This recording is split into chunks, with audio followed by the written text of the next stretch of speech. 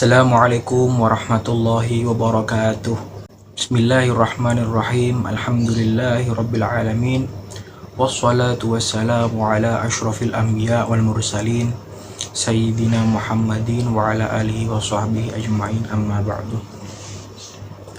Para pemirsa, para teman-teman, para rekan-rekan, nama kami Abdul Ghofran Baihaqi. Kami merupakan mahasiswa semester 2 Pendidikan Kader Ulama Majelis Ulama Indonesia Daerah Khusus Ibu Kota Jakarta.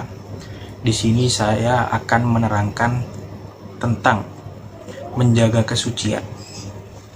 Menjaga kesucian itu penting bagi kami sebagai manusia, sehingga agar kita bisa riyadhah, latihan untuk menjaga kesucian diri tersebut. Yang pertama, yakni menjaga kesucian itu ada dua. Yang pertama, menjaga kesucian wujud, yakni tubuh, wujud kita harus suci. Dimulai dari menjaga kesucian tubuh kita dahulu. Yang pertama, amar ma'ruf nahi mungkar. Perbuatan kita dahulu, kita harus tegas. Amar ma'ruf nahi mungkar, mengerjakan yang baik-baik, yang disukai oleh Allah, yang diperintahkan oleh Allah, dan menjauhi, menolak, mengharamkan kemungkaran yang diharamkan oleh Allah. Yang kedua, menjaga wudhu. Menjaga wudhu, bahwasanya senantiasa kita harus suci secara zahir, secara batin, suci dahulu. Nah, untuk mensucikan yang paling gampang adalah berwudhu. Berwudhu, menolak dari godaan-godaan setan. Salah satunya, kuncinya adalah berwudhu. Yang selanjutnya adalah tidak menyentuh yang haram. Menyentuh, melihat, mendengarkan, merasakan yang haram itu tidak boleh. Menyentuh makanan yang haram, benda yang haram, mendengarkan suara-suara yang haram, itu tidak boleh. Yang terakhir, tidak makan dan minuman yang haram. Tadi disebutkan menyentuh saja tidak boleh, apalagi makan. Begitu. Itu untuk menjaga tubuh kita agar kita tetap suci, tetap bersih, begitu. Yang kedua adalah kesucian dalam pikiran. Kesucian berpikir, akal. Yang pertama, tidak berpikir buruk, menghayati, melamun, berfantasi yang dilarang oleh Allah Subhanahu wa taala. Jadi kita tidak boleh tuh berpikir buruk, suudzon, begitu. Menghayati, melamun, berfantasi. Berfantasi itu dilarang. Beda dengan berimajinasi. Berfantasi itu dilarang. Ada juga berikutnya, yakni sabar. Sabar terhadap ketetapan Allah, sabar terhadap ujian Allah, ridho terhadap hidup kita. Lalu ikhlas dengan ketentuan Allah. Oh, seperti ini hidup saya, itu ikhlas. Lalu menahan hawa nafsu. Menahan hawa nafsu yang ditahan. Ingat, ini kita jabarkan dulu. Hawa nafsu, kalau nafsu mutmainnah itu harus disegerakan kita malah. Gitu. Beda sama nafsu lawamah dan nafsu amarah bisu, itu yang harus kita tahan. Menahan hawa nafsu itu amarah bisu dan lawamah. Kurangi tidur, kurangi makan, dan bersedekah.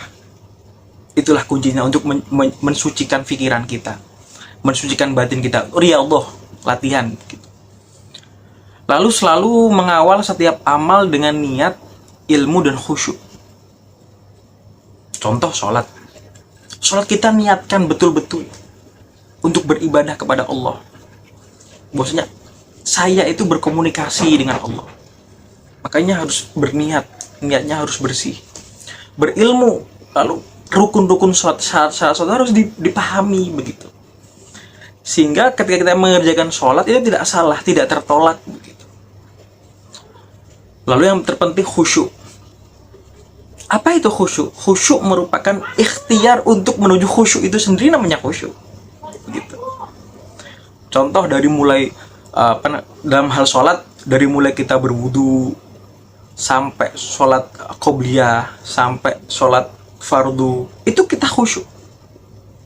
Meniadakan dari perbincangan, meniadakan dari hal yang tidak jelas. Khusyuk kita. Ikhtiar menuju khusyuk. Kita berwudu, kita khusyuk. Kalau ada gangguan, ya Allah, berikanlah aku kekhusyuan bahwasanya aku ingin menghadap kepadamu, ya Allah. Ketika kita sholat, ada teman kita yang berbincang, ya Allah, mereka merupakan hambamu. Ingatkanlah mereka, ya Allah, bahwasanya aku saat ini akan lebih fokus kepadamu. Khusyuk itu seperti itu. Khusyuk adalah ikhtiar, usaha tingkat tinggi untuk menuju khusyuk itu sendiri, ini khusyuk. Begitulah khusyuk. Yang ketiga, harus berbaik sangka, yakin, tenang, semangat, istiqomah, dan kuat. Husnudon itu kunci. Tenang, semangat, istiqomah. Ini merupakan sepenggal daripada pelajaran yang kami pelajari di PKU, yakni di Komoda. Kesan saya terhadap Raja ini merupakan sangat besar gitu. Mungkin hanya materi ini begitu yang muncul di kehidupan saya. Mungkin hanya sekali ini. Oleh karena itu saya sangat bersemangat sekali untuk mengikuti materi Komoda tersebut.